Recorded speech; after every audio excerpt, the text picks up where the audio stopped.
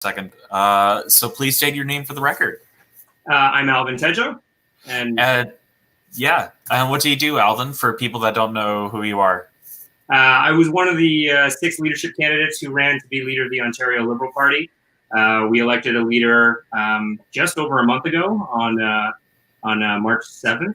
And yeah, luckily before all this happened. Yeah, exactly. Very luckily. I don't know that we would have had a convention if it was a week later.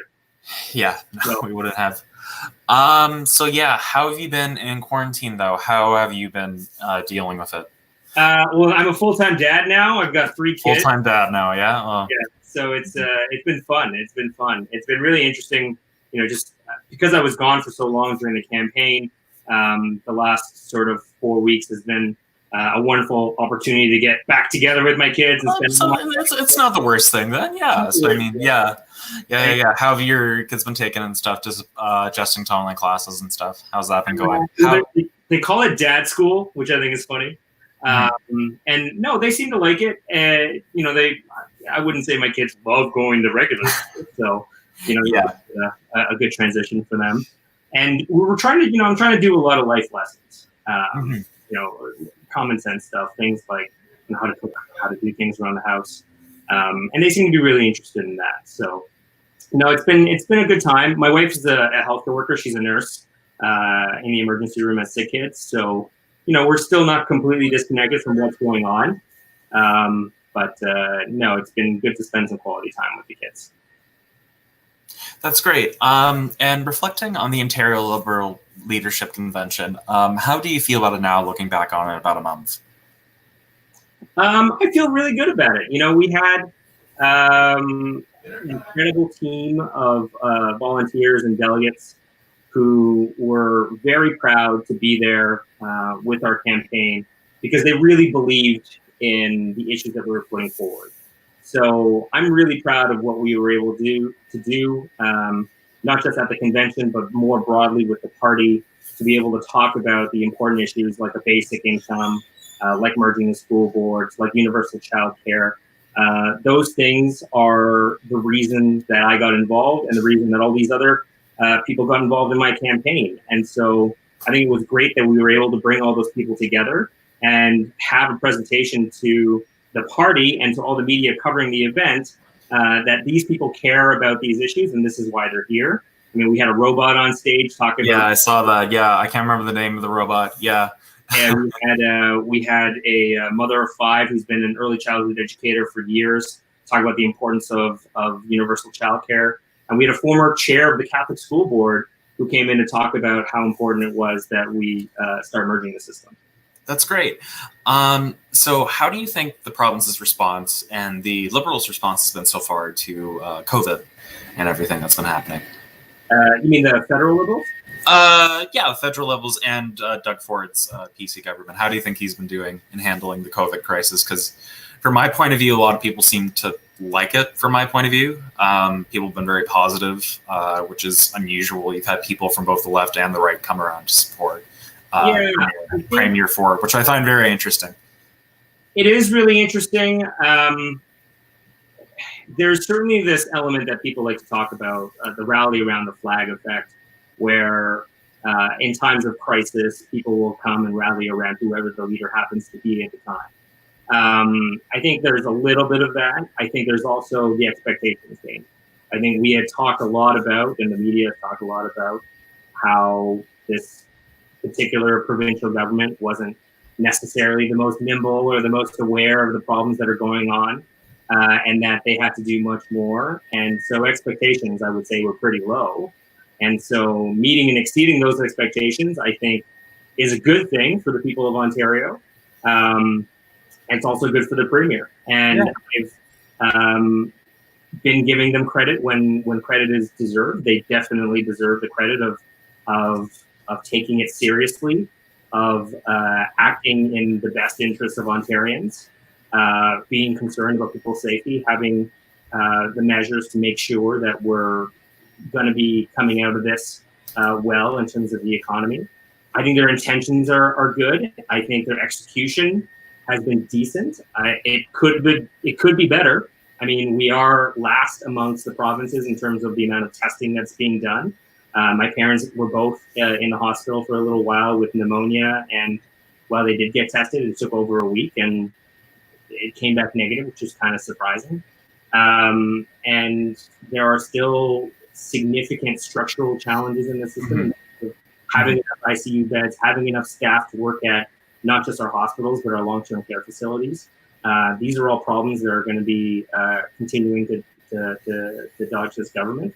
And I hope they're up to the challenge. I'm rooting for them because I want us to get out of this better. Of course, everyone does. Than when we got into it. Mm-hmm. So I'm hoping they'll do well. I think they got a lot of credit for exceeding expectations and taking it seriously.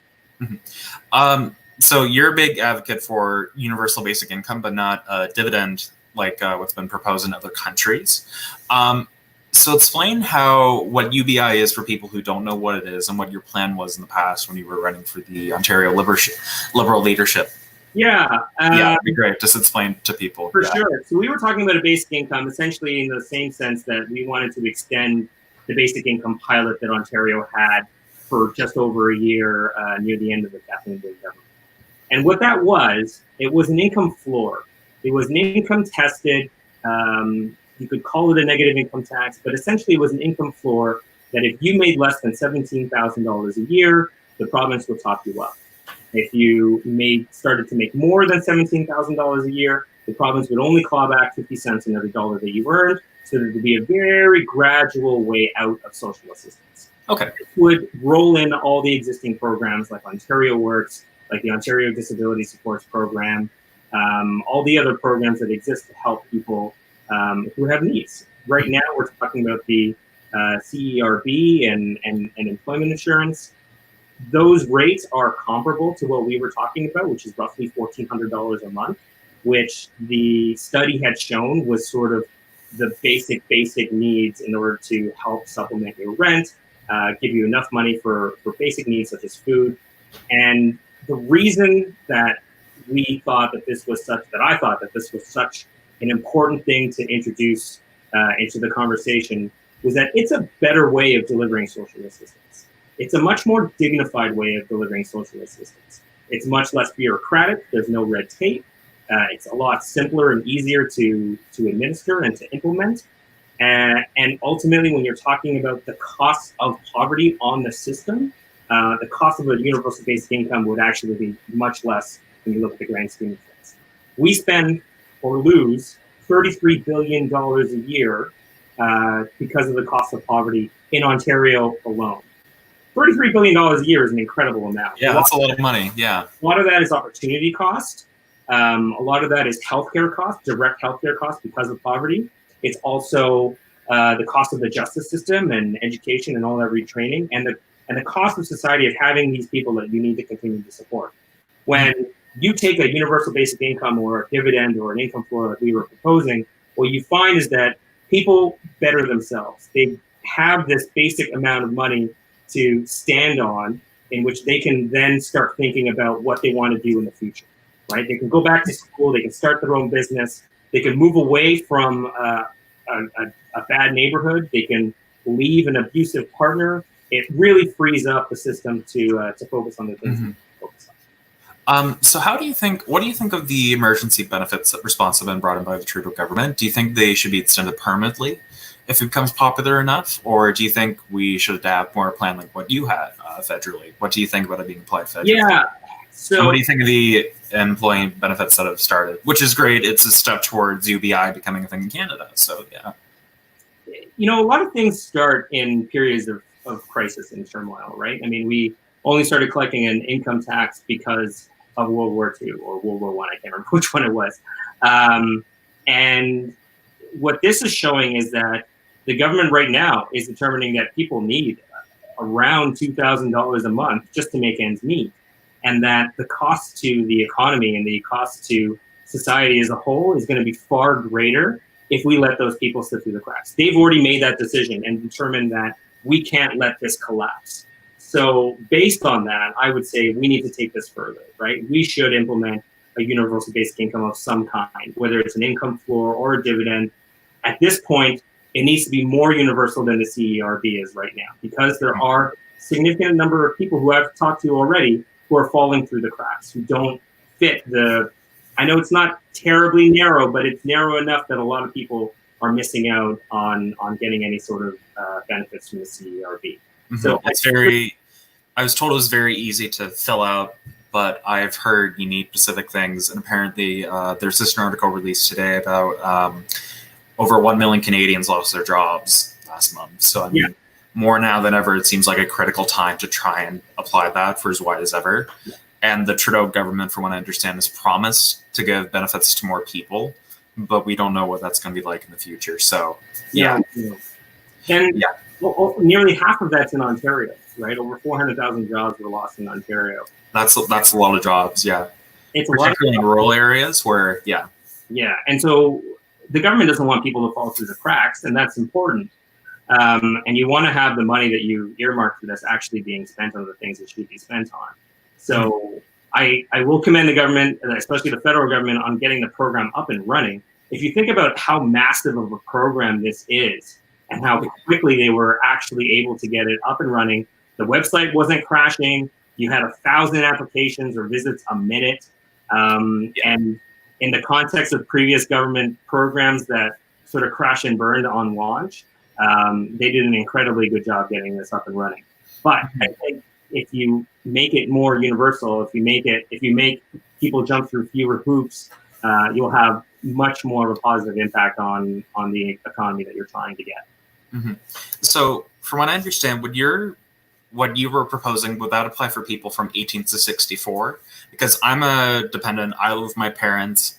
I do have a job now. I'm temporary worker at Loblaws, but that wouldn't apply to me until I moved out, right? So until I become independent. So would that age gap still apply with your plan for universal basic income? So it applies to adults, and it applies to adults because we wanted to make sure, again, we were trying to capture the largest segment of the population that was going to need it. The way that we determine nearly all social assistance is based around income, and it income. So it's not age. Okay. It's the fact that you're at least an adult, so 18 to 64. You're right. Okay. Never mind. But it would also be based on your family unit, right? So if you and your partner had, and you weren't working, but your partner was making $150,000, then you wouldn't necessarily qualify for a basic income, right? You're assessing it as a family. Yeah. So the same would apply if you were a dependent or if you were a child.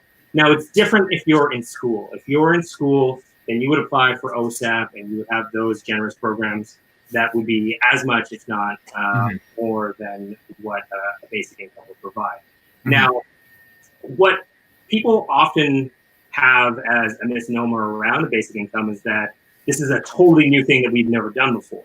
In fact, if you look at the way not CPP works, but old age security and the guaranteed income supplement and child benefits, and the CCB for the Canada Child Benefit, those are versions of a basic income already. Exactly. And it was actually a Conservative government here in Ontario that introduced the guaranteed income supplement for seniors, because they saw in the 80s that there were these women who were widows and their husbands had passed, and they were the primary breadwinners, and OAS was not enough to keep them from having to go to food banks or even eating dog food. That was what was in the Toronto Star, which is why they said this is not acceptable. We have to do something to top this up. So they created a progressive Conservative government of Bill Davis introduced this, and a couple of years later, the federal government did it for everybody across Canada. So we definitely have versions of this already. We just have a lot of caveats for it. If we drop the caveats and say any adult should be able to get at minimum, $1,400 a month to make ends meet and to survive, then that's what they're going to get. And if it's two adults, then they're together. The basket of goods that they need is different because they live together. But then we will provide that for them too, and obviously it changes depending on the number of dependents we have too. What inspired you how did you find out about UBI when you first heard of it, and what inspired you to add it to your platform when you were running? So it's interesting. I was spending a lot of time traveling across the province and meeting different people. And obviously to run for leader, you have to get people to sign up. And of course, And I ended up speaking with a lot of people in Hamilton. I was in Peterborough a few times, in Thunder Bay, Brantford, the sites where we had the basic income pilot. And I was starting to get a lot of questions around, what do you think of the pilot? You know, would you bring it back? And I was like, yeah, of course, why not? It's a pilot. I think it's ridiculous that the government canceled it without knowing what the results were going to be. And then I ended up going to a panel discussion with the former director of the Basic Income Pilot Project in Manitoba. And he talked about the results of that 4-year study that happened decades ago that showed the impact of a basic income in terms of what we were talking about, in terms of an income floor. And they showed that over 4 years, emergency visits to the hospital went down 8.5% in the entire community. This is Dauphin, Manitoba. The entire community got a basic income, and nobody knew that the entire community got it. But hospital visits went down 8.5%. Could you imagine extrapolating 8.5% from the healthcare system across the provinces? Oh, that would free up so much, yeah. Billions. They saw high school graduation rates go up by 1/3 because people were focusing on going to school and on learning and not part-time jobs or anything else like that. And the biggest number that surprised me, maybe it wasn't such a surprise, but the sort of number that had the biggest impact on me was that there was a 44% decline in domestic violence. Think about that. A 44%. Because people are able to leave their partners, yeah. Well, people were able to leave their partners, but also what's the number one thing people fight about? People fight about money, right? And when you can't make ends meet, and you're thinking about Maslow's hierarchy of needs, and you can't meet the basic needs of shelter and food, then you get desperate and you do things that you wouldn't normally do. And then there's no excuse for domestic violence at all. But if you can help solve that and help alleviate those things and prevent those people from being on the streets or committing crimes or whatever it is, you're going to have much less of a cost onto society than if you didn't do any of those things. So I started going to more of these, and I went to a town hall discussion about basic income in Hamilton, and they asked me to come up on stage because they knew I was running for office. And I said, you know what you guys need to do is you guys need to get politically involved. It's great to say how wonderful of a program this should have been and you want it to come back. But unless you get political champions to go out there and stand up and say, we are going to do this right now, and we are going to do this because it's better for people and it's better for the province, then it's never going to happen. And I thought to myself that night, that needs to be me. I'm going to be the person who does that. I'm going to push this issue. And the more I learned about it, the more economists I talked to. You know, I was talking to Hugh Siegel, who was chief of staff to Brian Mulroney, former conservative senator. He's been a champion for this for decades. He eventually came out and endorsed me, even though I was running as a Liberal leader. You see that there are fewer political barriers to this than you could imagine. It's just getting enough governments and politicians to buy into the idea that this is a program that we can sell to people. One question I had from a friend of mine was, so I have a friend of color, and he deals with a lot of discrimination, and he believes that UBI could help him overcome it. And particularly with the coronavirus and everything going on, how do you think UBI can help address systematic racism within our institutions and helping people of minorities prop themselves up and stuff? Yeah, so one of the things I was discovering was that, first of all, poverty has no boundaries. There are people of all colors who live in poverty, but you end up seeing a lot of them living in the same areas that they can afford. And more often than not, people who are recent immigrants or new Canadians or people of color tend to skew more towards lower incomes, and they end up congregating together. And because of that, because that ghettoization of those communities that they end up living in, that's not good. That's not good for them or anyone else. So a basic income would allow them to move to better neighborhoods, would allow them to potentially pursue better jobs. And the way that works is that instead of working 4 or 5 part-time shitty jobs, they can focus on 1 or 2 that they really like and they enjoy and that they can work harder at. And they can do that because basic income gives them the basic needs that they need. Specifically around other minority issues, I think it helps put people on a more even playing field, right? You don't have to accept a bad boss because this is the only job that you potentially have. It gives you an opportunity to move on, right? It hopefully would help any of those cases of trafficking where people, at least if they're part of the system, they could benefit from this and they could, hopefully escape that, knowing that this is there for them and they're not locked into the situation. So just within the United States, we've had these direct assistant checks go in. People will get $1,200 a month. How do you feel about that? Like, how do you think it's going to help in the United States, or what do you think? Because that is a form of universal basic income. It is. Do you think it's going to work in the case of the United States, or do you think they need to give them more money in the case? I mean, $1,200 is not necessarily enough. I think they should give them more money. I'm glad they're doing it. I mean, $1,200 is better than zero. It's whether or not it is enough to make an impact in those people's lives, and I think it is.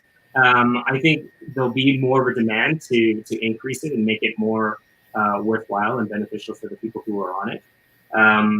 But you want countries taking those kind of chances, right?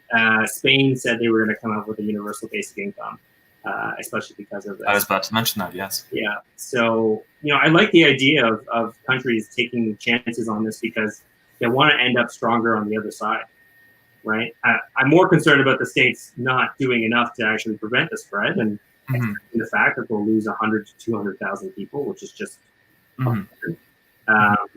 and trying to get people back to work right away because making money is more important than saving lives somehow. I don't see how that works, but there are ways that we can keep the economy growing and continuing the way it is. People can spend money, and if they have it, then hopefully they'll spend it. But right now, I think it's more of a Band-Aid because people don't have income and they don't have jobs, right? And so how do you prevent one of the ministers in Canada said this today, how do you prevent this recession from becoming a depression?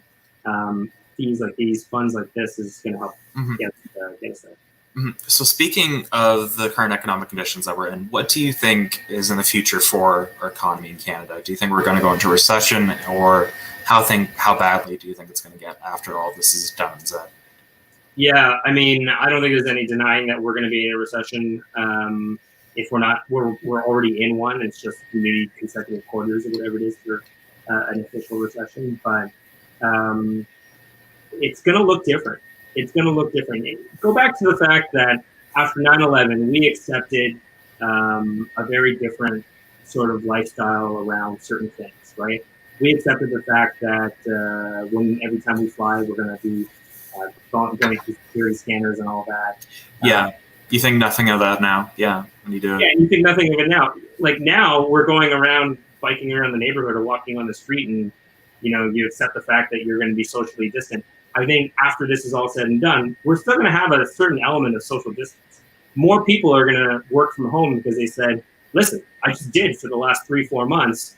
Why couldn't I continue doing this? And companies will reevaluate whether or not they need to have office spaces the way they currently do. And that might lead to more automation, right? Which means we need the other side of the coin in terms of why we need a universal basic income. The first side being poverty, the second side being automation and AI. Right, we were already just a few years away, where 1 out of every 3 jobs are at risk of being fully automated or gone away because of artificial intelligence within the next 10 years. Right, 1 out of every 3 jobs is at risk of that. The number 1 job in Canada for any man is truck driver. The number 1 job for any woman in Canada is retail worker. If we have self-driving cars and self-driving trucks, that's the transportation industry, which is one of the largest industries out there. The more we automate retail, I mean, it's safer not to have to deal with a person. If you want to do self cash out at the grocery store or any other store, right? It's safer from a social distancing perspective, and in a way, it's going to be more affordable for people to do that. So we need to evaluate how we charge and tax businesses for doing that, because if you watched my leadership convention, you saw that I had a robot on stage. I did. that robot you could buy for what you would pay a minimum wage employee for an entire year. So if you're a business owner, you're like, okay, this will be one person's salary for a year. I'll buy this robot and I'll have it for the next 10, 15 years, and it'll do the same job over and over again. And it doesn't need breaks or lunches or vacations or nothing. Doesn't need any of that. Yeah. Right? And maybe it's cool, but it could be on 24 hours a day. I mean, there's a chart that you should see that's the number of robots that Amazon has. And it's exponentially grown every single year. And there are hundreds of thousands of robots. And only a few years ago, they were at like 4,000 or 5,000. Like, it's insane how much they've automated their system. So in order to prepare for the economy of the future and to weather other potential issues like we're having right now with COVID-19, we need a basic income to be there, just as this is what we're going to need to have as a society. So a lot of the points you're bringing up reminds me of a certain political candidate that used to be down in the United States. His name was Andrew Yang. Yeah. Tell me, what did you think of Mr. Yang in this presidential campaign? Because you shared a lot of similar policy points when it comes to UBI with him. Just you had a different way of implementing it, and yeah. So tell me what you thought of Mr. Yang. I thought he was great. We had a lot of similar supporters as well. There was Yang, Canadians for Andrew Yang. People were saying I was the Canadian Andrew Yang. Yeah. Maybe he's the American version of me. Yeah. But no, it was good. It was good because he was raising the issues, especially around automation and AI and the future of technology in the workforce, because he did it. He knew himself, and being an entrepreneur and meeting and talking to people and working with people whose job it was to replace human workers with robots. And he said, this is not sustainable. Why does Amazon, Google, and Facebook pay $0 in taxes to the United States when they're producing all this wealth and not contributing back, especially because they're not paying any real people anymore, right? So they had to change the system completely. And I think that was a good conversation to start having with people, to say, don't blame the people for voting for Donald Trump. Blame the fact that we closed 600,000 manufacturing jobs in a handful of states, and those people didn't know where to turn. They didn't know who to blame, right? And so they listened to this message from this orange guy talking about how, he could help fix all of it. Whereas he's trying to bring back jobs from coal, which make absolutely no sense. But I think Andrew was right. There is a serious problem with the way the system works right now. And you need a huge change in terms of how we value things in the economy and where revenue should be going from companies to government to people, to make sure that we're properly assessing that value and taxing it properly to support people. Because at the end of the day, capitalism isn't going to work if people don't have any money to spend on it, right? And so we need to rebalance that.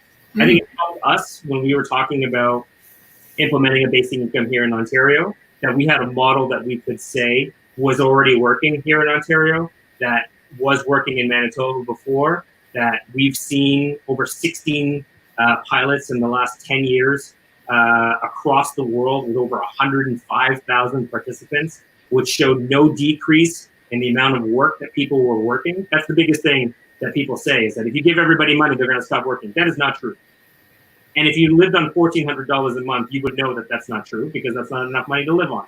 You can't sit there in your house, play video games all day, and eat all the food that you want, and pay for your internet bill if you only had that kind of money, right? That's not going to happen. People want to better themselves, and you're giving them the opportunity to do that. So I think we're at that point in time right now, and getting all the attention that Andrew Yang was able to get in the US and all the attention I was able to get here in Ontario is really helpful for us getting this message across.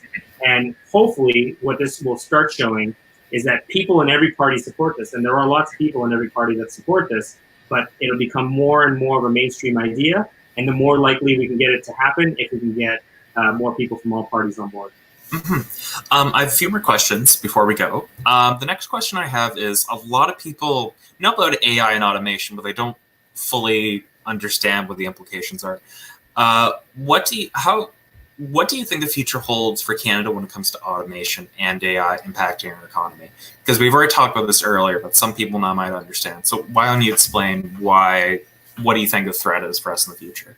So there's a threat to Canada and there's a threat to Ontario specifically, because Ontario is the manufacturing heartland of Canada. And a little known fact that people don't realize is that Ontario produces more cars than any other state or province in North America. Like, that's an insane number that we don't realize that we're doing because we're producing that many cars. I worked at Sheridan College for 4.5 years, and in Oakville we have Ford and Siemens and Hatch, and these are all engineering and manufacturing companies who we've worked with to develop the curriculum to train students to become their employees. And at one point I realized what we were talking about was training these 24 students that we had in this particular class to replace 400 jobs in that plant down the street. Right? That's what we were doing, because that we needed to train those kids to get that type of education, because that's the jobs that they needed. They needed somebody to work on the robot, to fix them, to program them, and that's important. But what's happening on the other end? Well, those jobs are getting automated away. But not everybody, if you worked on a factory line for 35 years, you're not going to go back to school and get retrained as a computer programmer. That's just not going to happen with everybody. Joe Biden saying, "Oh, go learn how to code." That's not. Yeah, it might happen with a few people, but I don't think it'll happen. No. So, what do we need to do? How do we support those people? And we can't just assume that they're going to land on their feet and figure it out, right? Mm-hmm. So you need a basic income to give them the ability to say, okay, this is what I'm going to do. I'm going to take a risk and start a business, or I'm going to take a risk and get retrained or go somewhere else and try to work somewhere else.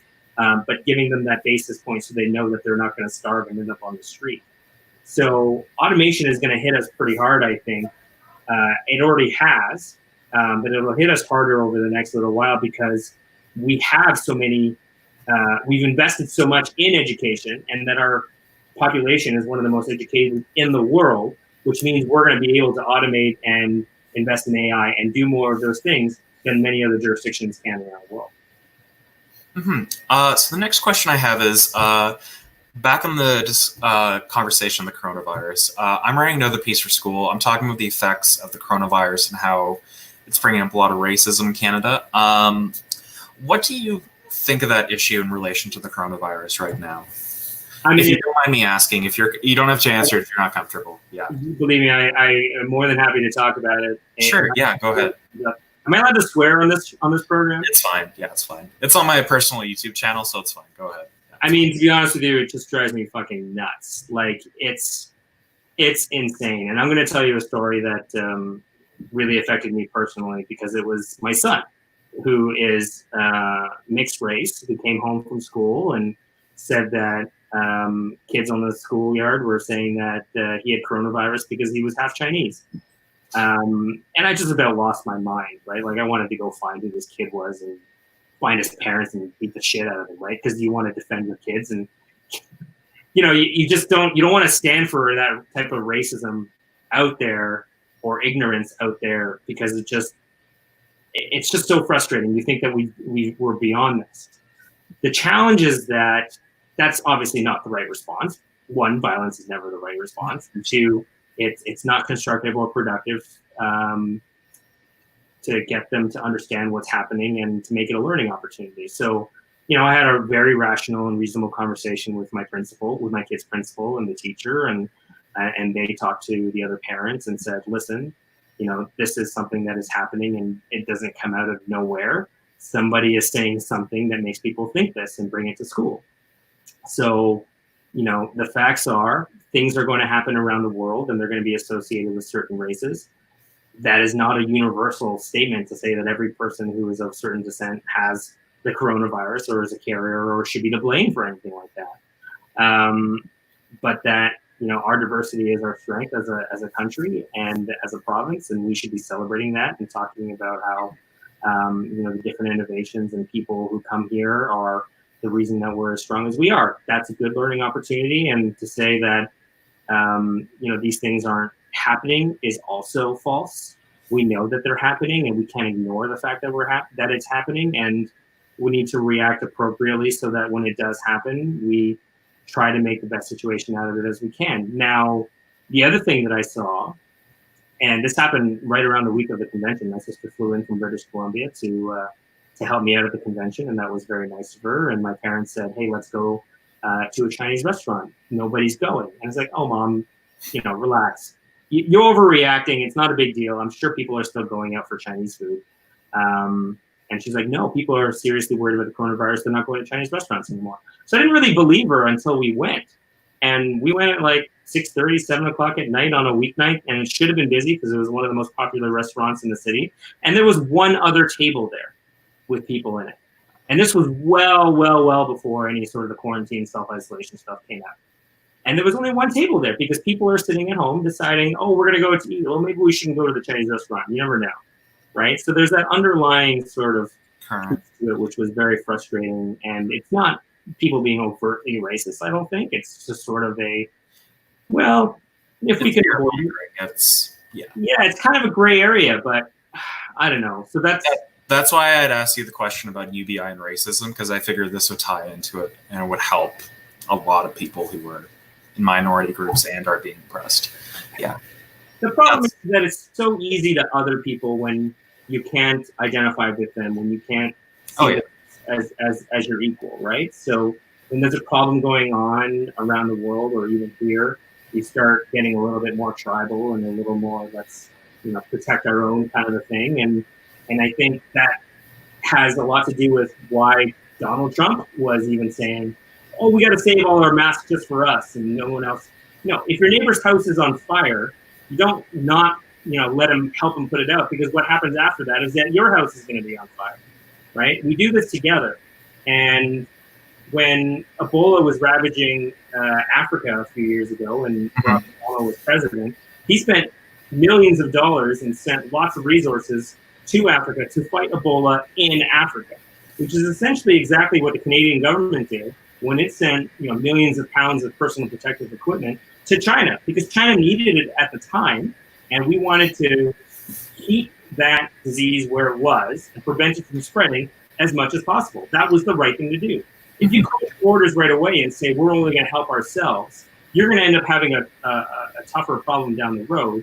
Whereas if you invest in foreign aid and you're helping other countries get through this, it might not be as bad by the time it gets to your doorstep, which is exactly what happened with Ebola. There were very few cases in the U.S. because they prevented it from spreading from where it started. The last question I have for you is in relation back to the Liberal Party. To circle it back around, what do you think the future is going ahead with Del Duca as a leader, and what do you think our chances are in 2022? Well, I think it depends. A lot of it's going to depend on how well the current premier handles this situation. And people are saying he's handling it well, so that's interesting. For now, he's handling well, and like I said, he's exceeding people's expectations, which is good. I want to be successful so that we save as many lives as we can. Ultimately, though, I think he'll be judged on how he handles it and how well we come out of it. I think the Ontario Liberal Party is in good hands with Stephen. Stephen's a phenomenal organizer, and he's great. In getting the party back to its roots and being able to rebuild the party by connecting with people in every community is what he's good at, and it's what we need to do right now.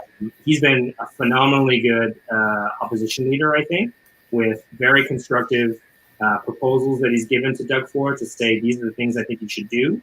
He's told the premier, anything that you do that is very proactive about dealing with this situation, I'm not going to criticize you for, because I want you to be successful in doing that. So you're not going to hear it from us. Conversely, compared to what you see Andrew Scheer talking about with the prime minister, which I just think is not the right approach.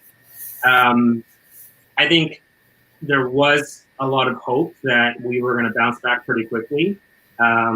Elections do matter, and how people perform in between elections do matter. I think that Stephen is the type of leader that people will see as sort of a calm, cool, and collected person who, will keep the trains running on time, so to speak. And I think Ontarians will want to see that, and will want to see a government that is focused on investing in the future. The interesting thing will be around COVID is not just the response, but also how many of these programs continue. Because if you were to look at all these social programs, you're talking about big government, right? We've expanded greatly the size of government here in Ontario and in Canada, and are intervening in people's lives in a much heavier way than most governments are normally comfortable with, but especially conservative governments. So how much does he stay on that road? How much does he pull back on it once it's over? And what do Ontarians think the right balance is? And so I think that's our best opportunity, is to say, look at what we were able to do and how we were able to recover with these things. These are the things that we need to continue doing in the future and investing in our province. Well, thank you so much, Alvin, for doing this interview. I'm just going to end the broadcast just now. So